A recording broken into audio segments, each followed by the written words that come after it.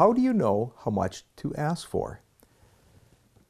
I've had presidents and principals and pastors tell me that other consultants they've worked with gave them a very simplistic formula, which was ask for twice what you need. So if you need $250,000, ask for $500,000.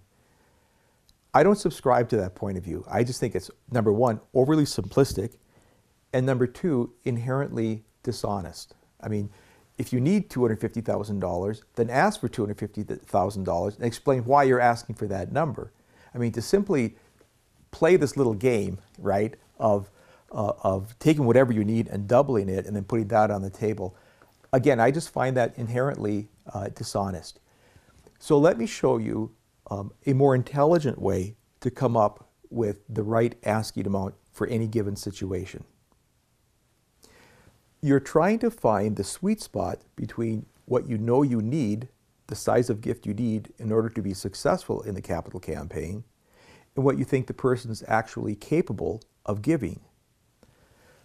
Of these two competing factors, you can have a pretty good estimate of the first item as to what you need. You can do the math. We'll talk about that more in just a minute. And at the same time, you can't neglect consideration of what a person might be capable of giving. You don't want to ask too high or too low, right? And that's where prospect research comes in and all the videos that we produced concerning prospect research. So again, to find that sweet spot between what we need and what the person is capable of giving, let me give you a real-life example of how that might play itself out. Let's go back to that $3 million gift table that we used in an earlier video. We did the math, we determined the number of gifts we needed at a variety of different levels, and we determined that we had probably enough prospects to launch a campaign. So you launch the campaign for $3 million. Now let's say you're 2, 3, 4 months into the campaign, and happily your $500,000 donor came through with a gift of $500,000, and you've closed one gift at the $250,000 level and 3 at the $100,000 level. But now, 4 months into the campaign, this is where things begin to get dicey. You still need one gift at $250,000 and another one at $100,000. But realistically speaking, when you look at the prospect list, you only have one prospect left that's capable of making a six-figure gift, right? So if you only have one prospect left at the six-figure level, and you need a gift of $100,000 and you need a gift of $250,000, don't ask for $250,000 if the person is capable of giving $350,000, right? So I would ask the question, is the person capable of doing $350,000? If he is, that's the number I would ask for, because frankly, I've got no other options, right? If I only have one really viable person left at the six-figure level, and I ask him for $100,000 or I ask him for $250,000, I'm going to have, in a $3 million campaign, a huge hole left, right? To summarize, when I'm trying to determine an intelligent asking amount for somebody, I'm trying to find the sweet spot between what I think we need in order to be successful based upon the math and what I think the person is capable of giving.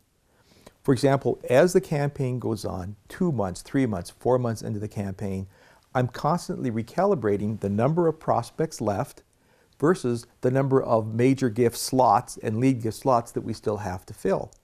I mean, I'm constantly amazed at how we'll have one prospect left, right?